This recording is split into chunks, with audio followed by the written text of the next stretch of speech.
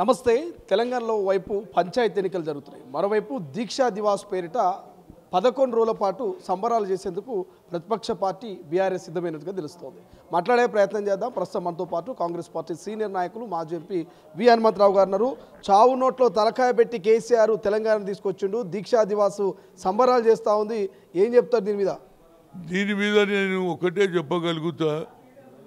ఇన్ని రోజులు లేని మీకు ప్రజలు అవకాశం ఇచ్చారు. 5 ఏళ్ళు 2 ఏళ్ల నుంచి ఏదైతే ముఖ్యమంత్రి ఉన్నాడో ఆయన కనిపించలేదు, ఫామ్ హౌస్లు ఉన్నాడు.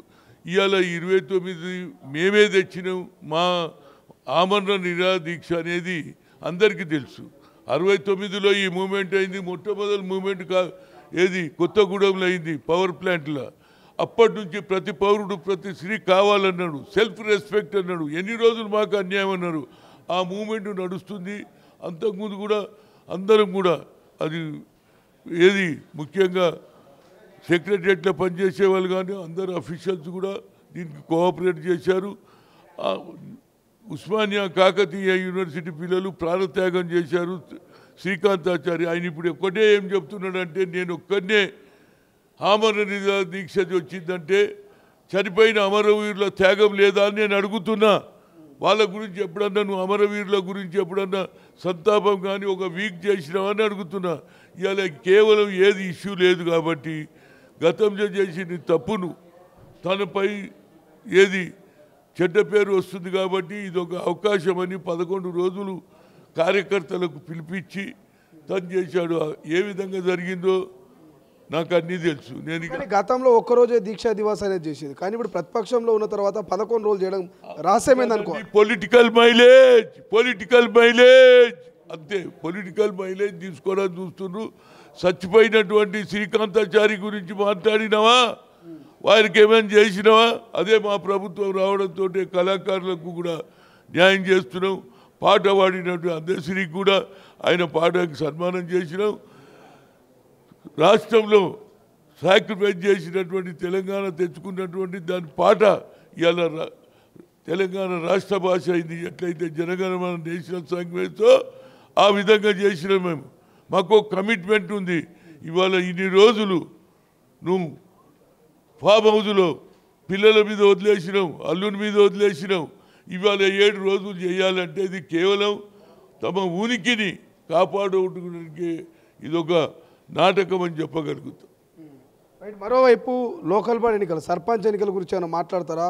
రేపు పెద్ద ఎత్తున చలో హైదరాబాద్కు బీసీ సంఘాలు పిలుపునిచ్చినాయి. మీరేమో ఎన్నికలు నిర్వహిస్తూనే ఉన్నారు, బట్ అడ్డుకుంటామంటున్నారు, కోర్టుకు పోతున్నారు. నిజమే, వాళ్ళు ఏం చేసినా నేను కాదన్నాను. కానీ మా ఉద్దేశం ఏంటంటే క్లియర్గా అర్థమైపోతుంది. ఇక్కడ ముఖ్యమంత్రి అన్ని విధాలు చేసిండు. ఏది లోకల్ బాడీ ఎన్నికలు రావాలని 42% అసెంబ్లీలో బిల్లు పెట్టాడు. ఢిల్లీ కూడా వచ్చి ధర్నా చేశారు. ఇప్పుడు ఒకటి 9th షెడ్యూల్లో పెట్టాలని అందుకుంచే ఆయన ఎయిర్ పొల్యూషన్ మీద పార్లమెంట్లో బిల్లు పెడుతుండు. కాబట్టి ఈ బిల్లు పెడితే మాకు న్యాయం జరుగుతుంది. ఇది జరగకపోతే ఎన్ని రోజులు ధర్నా చేసినా కోర్టులు ఒక పక్క సీలింగ్ అంటారు, ఇంకో పక్క దీనికి ఒకటే సొల్యూషన్.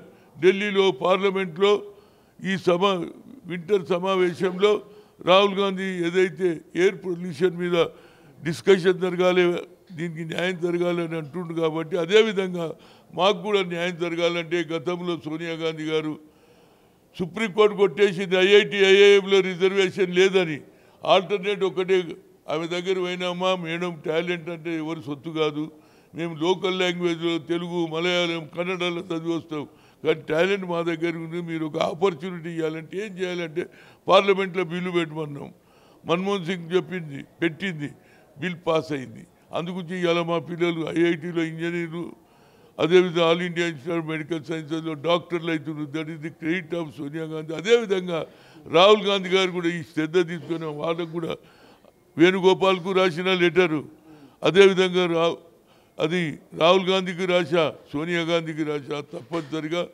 అదేవిధంగా all India OBC cell chairman Anil Yadav కూడా పెట్టాను. ఎందుకంటే ఇది ఒక్కటే ఆల్టర్నేట్. మనం అందరం ఢిల్లీలో కూర్చుందాం, రాహుల్ గాంధీ గారికి పోదాం, అందరు ఎంపీలను కలుద్దాం, వాళ్ళ సహకారం తీసుకుందామని కోరుతున్నాము. ఇది ఎన్ని చేసినా, ఎన్ని ధర్నాలు చేసినా, ఎన్ని మీటింగ్లు పెట్టినా ఇక్కడ ఏం కాదు, ఆల్రెడీ ప్రొసీజర్ జరుగుతుంది. ఇక మిగతా దగ్గర జరగాలంటే అది సొల్యూషన్ ఒకటే. 9th షెడ్యూల్లో పాస్ అయినాడు, మన భవిష్యత్తు లేకపోతే లేదు. ఆయననే 4500 కిలోమీటర్లు తిరిగాడు. We come to the power, will conduct cash sense. ఇక్కడ అసెంబ్లీలో తీర్మానం, క్యాబినెట్లో నిర్ణయం, కులగన కూడా జరిగింది. రేపు బీసీల మీటింగ్ పోతారా మీరు? రేపు హాజరవుతారా? చూడండి, వాళ్ళందరూ నేను ఏడికి పోయినా పోతాను, కానీ నా ఉద్దేశం ఏంటంటే ఇక్కడ చేసే ఉద్యమం ఢిల్లీలో చేస్తే అది మనకు లాభం అనేది చెప్పగలుగుతా. రైట్. పొలిటికల్ మైలేజ్ కోసమే దీక్షా దివాస్ పేరిట ప్రజల్లోకి బీఆర్ఎస్ మరోసారి వెళ్తుందని చెప్తున్నారు. మరోవైపు పార్లమెంట్ సమావేశాల వేళ బీసీ నేతలంటే కొట్లాడాల్సింది ఇక్కడ కాదు, ఢిల్లీలో కొట్లాడదాం, ఖచ్చితంగా ఢిల్లీకి పోతాం, భవిష్యత్తులో 42% రిజర్వేషన్కి సంబంధించి 9th షెడ్యూల్లో చేర్చేంత వరకు మా పోరాటం ఉంటుందంటూ కూడా వి హనుమంతరావు చెప్తున్నటువంటి పరిస్థితి. చూద్దాం ఏం జరుగుతుంది, ఏం కథ. నిజంగా ఢిల్లీకి పోతారా బీసీ నాయకులు, ఢిల్లీలో కొట్లాడతారా, 9th షెడ్యూల్లో చేర్పించేంత వరకు అక్కడనే ఉంటారా, ఏం జరగబోతుందని. కెమెరా పర్సన్ అజయ్తో శ్రీశైలం, తొలి వెలుగు, గాంధీ భవన్. అసలైన తొలి వెలుగు. ఫాలో వాట్సాప్ @తొలి వెలుగు official.